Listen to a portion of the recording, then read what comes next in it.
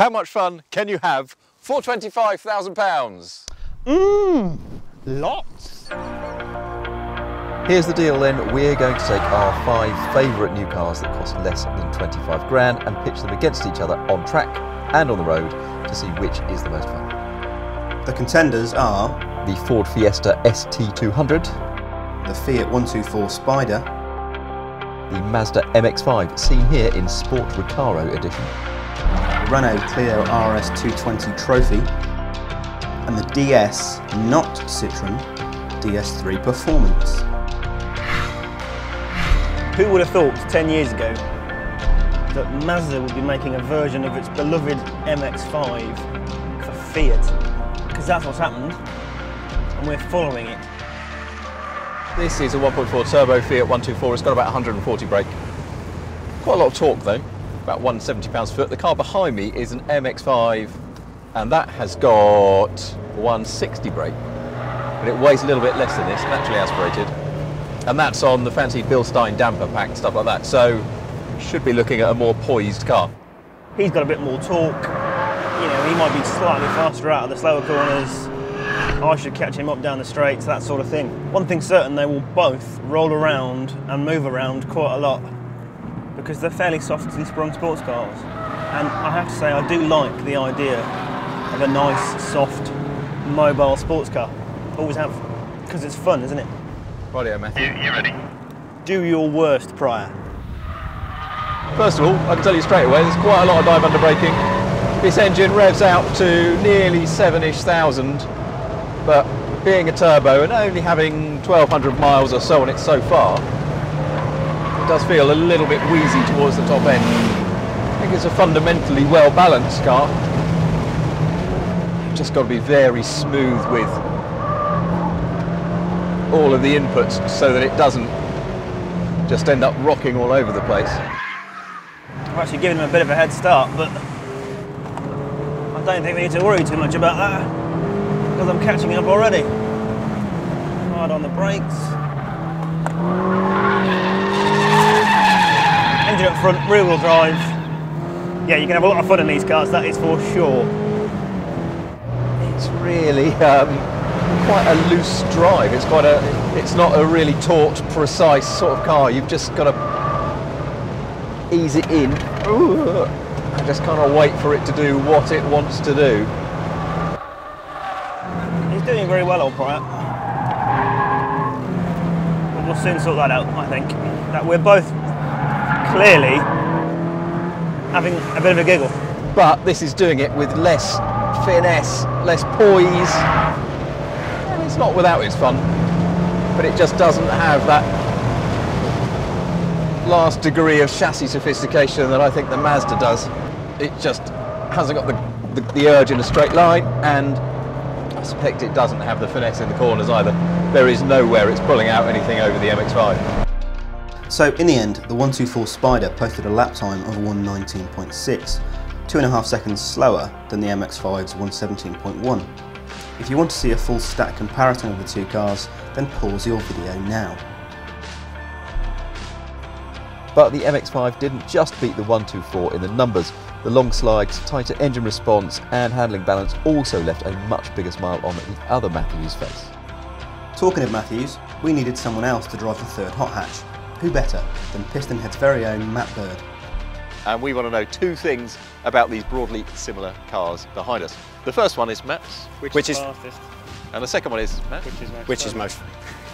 Well, let's find out.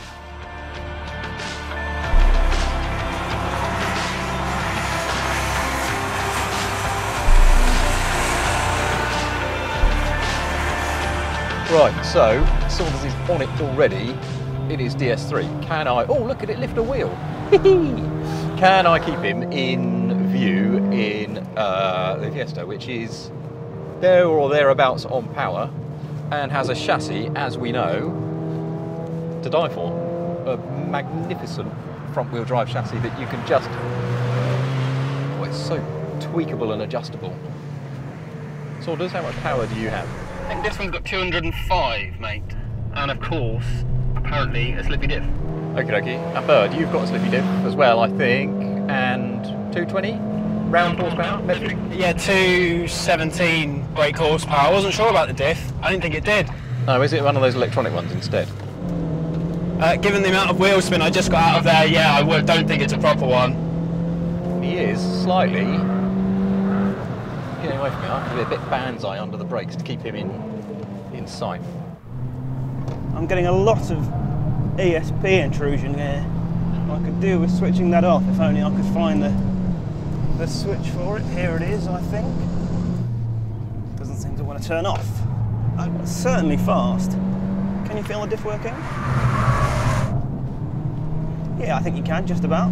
It's not too aggressive a diff, so you're not getting loads and loads of line tightening on a trailing throttle or loads and loads of grabbing at the front end. So when you stand back and have a think about the car's handling overall, it's actually pretty good. Nice and balanced, chuckable. Yeah, I like it. Now, although the Clio is running around at the back of the group here, it's really, really close in terms of fun.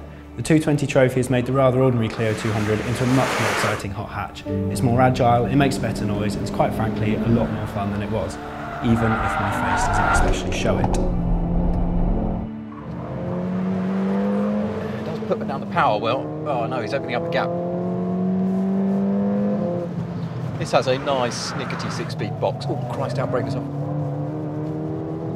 Makes a great noise, doesn't it? Makes a proper fast small Ford 4-cylinder noise, you know, lots of exhaust. And it does feel like it will do this for a long time. It feels like it'll lap for a long time without wearing out the bits that are on it. Not sure if I've got the grunt to leave the other two behind. They seem to be keeping up all right. And you can't just sort of nail the throttle as soon as you pass the apex and not worry about the understeer, because it hasn't got quite that much lateral grip. But I think I'd be having more fun if I could turn the ESP off. Now, while some of the gear ratios didn't entirely suit Blyton's layout, I still don't appear to have a smile on my face, the Clio felt far more like a traditional Renaultsport product on track, and that is most definitely a good thing. Get into a rhythm with it, and the paddles in particular give it a real touring car vibe. In fact, I may have channeled a little too much BTCC driver in trying to keep up with the other two. Sorry, Renault. Large slide from the Clio behind. Who is fighting to keep up? Aha! Now I've just got a slightly better line through there, so I've clawed a bit of. Oh no, I haven't. You can really just abuse these little cars. You know, drive right up to their limits. And the DS is pulling away, and the Clio I am not making any inroads into at all. But what a giggle. What a proper giggle. Once again, hit pause now if you'd like a full stack comparison of the hot hatches. In terms of lap time, surprisingly, it was the DS which is quickest, followed by the Clio, followed by the Fiesta. But that doesn't mean the fastest was the most fun, does it, Matt? No, it doesn't, Matt. No, I think we're all broadly agreed that the Fiesta is probably the most fun car here, followed by the DS, not by as much as you think actually, followed by the Clio, a fair margin behind. The Clio chassis is brilliant, isn't it? Yeah. It's just that the gearbox is such a barrier to the fun that overall it's not all that much fun, is it? No, and the Fiesta is. Fiesta wins.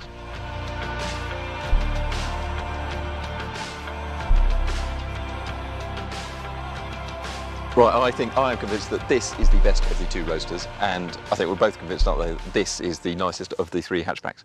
Yeah. I'm prepared to make a case that this is more fun than that. But that's the wrong argument, mate, because this is more fun than that more of the time when it really matters. Okay, well, I'm prepared to have an argument about that. Let's do it. So I put it to you, Saunders, that this is the best car because it doesn't have to do anything else. It just has to be a sports car. So it weighs only a tonne. We are quite snug, but it's light, it's agile, it's correct wheel drive, it's got a revvy engine that revs all the way through to nearly 7, it's got a great gearbox. You've seen the way it handles, you've experienced the way it handles. You know, you can turn it in, it's really lively, really agile, you can get back on the pads, it's got just enough power if you get it sliding that you can hold it for a while in a second. Why is this not the best car to drive under 25 grand?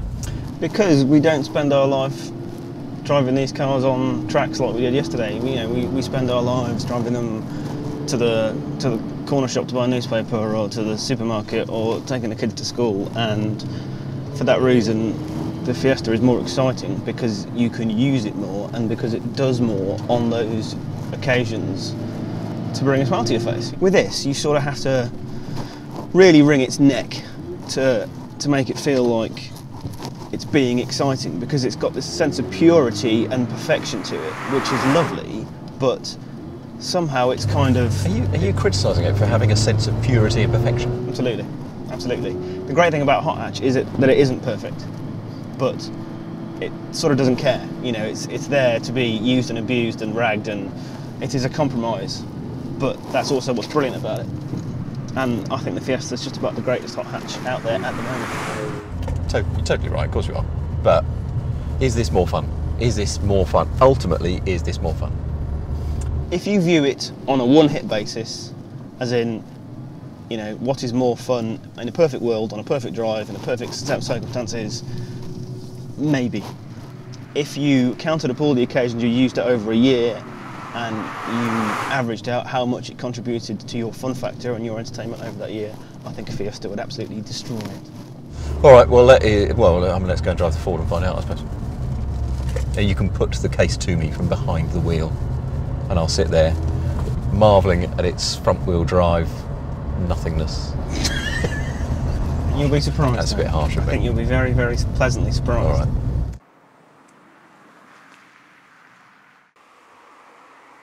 Right, Mr. Prime. Yep. Welcome to the best car here, clearly. It's one-wheel drive. It's one-wheel drive. There are 3 seats in the back.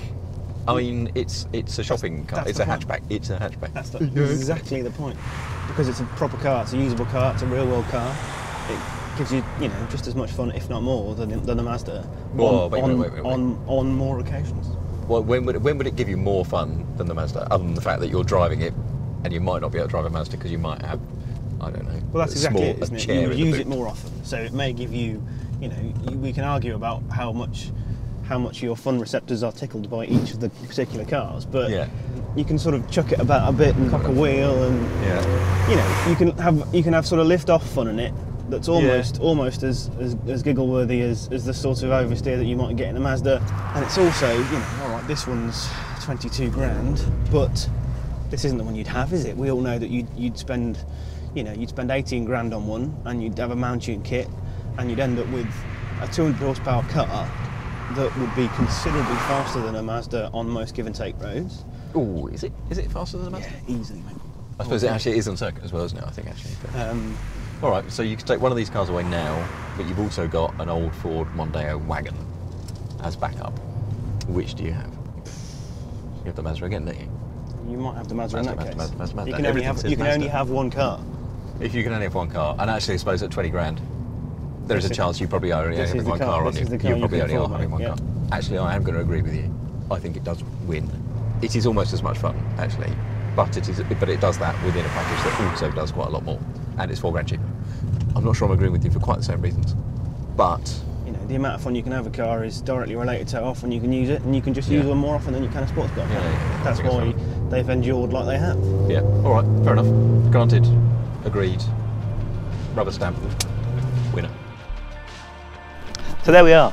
Fiesta ST wins. It's the best hot hatch here by a factor of 2 or 3, I reckon. And because it does more for you on every journey, and because you can use it more often than any sort of 2-seat sports car, really, I think it is the most fun you can have for 25 grand. Yeah, I mean, not even reluctantly, even though I was going to champion the Mazda, I agree with you. There is no more fun available in any other car for less than £25,000 than in a Ford Fiesta ST. For more videos like this, hit subscribe, and to read the full feature, head over to autocar.co.uk.